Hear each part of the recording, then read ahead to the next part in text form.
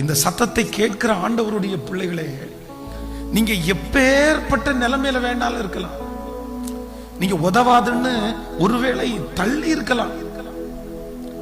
இல்ல நீங்க ஒரு மதிக்க கூடிய அளவுக்கு கூட நீங்களோ உங்கள் பிள்ளைகளோ இல்லாம இருக்கலாம்.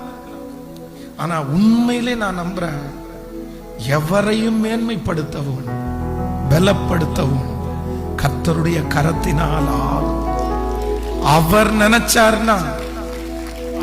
நினைச்சார். ஆனா இந்த இடத்திற்கு வர்றது சாதாரணமானது அல்ல.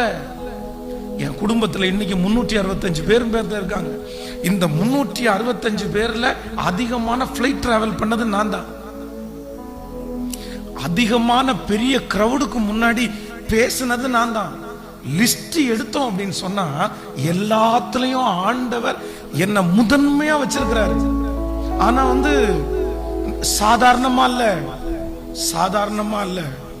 இந்த முழங்கால வைராக்கியமா முழங்கால் போட்டு 6 மணி நேரம் 7 மணி நேரம் அப்படியே முழங்காலே நின்னு அந்த பாய் அந்த முட்டியில ஒட்டி ரத்தம் கசியும் பாருங்க. அந்த ரத்தத்தை பார்த்து சந்தோஷப்பட்டிருக்கிறேன். ஆண்டவரே, ரத்தத்தினால நான் உங்களை தொட்டுட்டு ஆண்டவரேன்னு சொல்லி இருக்கிறேன். இந்த கையை கொண்டு போய் செவத்திலேயே இடிச்சு எங்க ஆண்டவரே இருக்கிறீங்க, நீங்க என்ன ஆசீர்வதிக்க முடியுமா, நீங்க என்ன உயர்த்த முடியுமா அப்படி கேட்டிருக்கிறேன்.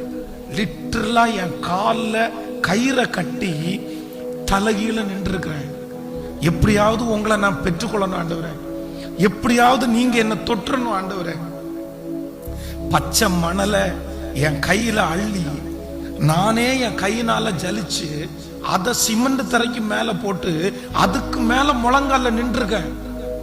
எனக்கு அம்மா இல்ல ஆண்டவரே, எனக்கு அப்பா இல்ல ஆண்டவரே, எனக்கு படிப்பு எதுவுமே இல்ல ஆண்டவரே, எனக்கு எந்த பின்னணியும் இல்ல ஆண்டவரே, எனக்கு யாரும் இல்ல, எனக்கு நீங்க தான் அம்மா, எனக்கு நீங்க தான் அப்பா, என்ன உயர்த்துறதற்கு உங்களை தவிர வேற யாராலையும் முடியாதுன்னு சொல்லி பச்சை மணலுக்கு மேல முழங்கால நின்று இருக்கிறேன். ஆனா ஒன்னே ஒண்ணு மட்டும் கண்டுபிடிச்சேன், என் ஆண்டவரை தேடுற, என் ஆண்டவரை நெருங்குற ஒருத்தரையும் அவர் கைவிட மாட்டார் அப்படின்றதற்கு வேற யாருமே வேற யாருமே சாட்சி கிடையாது.